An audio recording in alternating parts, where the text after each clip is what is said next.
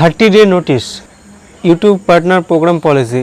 তাহলে কি 30 দিন পরে আমাদের চ্যানেল সত্যি টার্মিনেট হয়ে যাবে, বা 30 দিন পরে কি আমাদের চ্যানেল আর ইউটিউবে থাকবে না?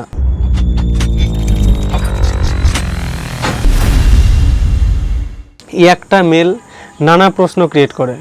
যারা জানেন না আমি বলে দিই, ইউটিউব থেকে 30 ডে নোটিশ বলে একটা মেল এসছে ক্রিয়েটারদের। সেখানে কি বলছে দেখুন, 30 day notice YouTube partner program termination on July 11, 2023। তাহলে কি মেলটার মানে হচ্ছে যে আমাদের জুলাই 11 তারিখে থেকে কি চ্যানেল কি টার্মিনেট হয়ে যাবে, বা আমরা কি কোনো ভুল কিছু করেছি সেজন্য আমাদের এই নোটিশটা এসছে? তো এই নোটিশটা কেন এসছে সেটা ডিটেলসে আজকে জানাবো। তার আগে নোটিশে মেলে কি বলছে সেটা একটু পড়ে নিই।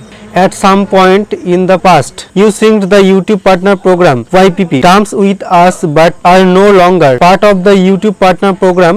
In journey, we updated YouTube monetization terms, so your existing YPP contact is so longer up to date. As a result, we will be termination your contact. This will serve us as 30 days legal notice that your YouTube Partner Program terms will be terminated on July 11, 2023। YouTube এখানে বোঝাতে যাচ্ছে যে তাদের যে ওয়াইপিপির যে terms and condition যেটা ছিল মনিটাইজেশনের ক্ষেত্রে, ওয়াইপিপি জয়েন করার আগে যে টার্মস অ্যান্ড কন্ডিশনগুলো আগে পূরণ করতে হতো সেটিকে তারা টার্মিনেট করছে। সেটিকে টার্মিনেট করে তারা নতুন আপ টু ডেট নিয়ে আসছে।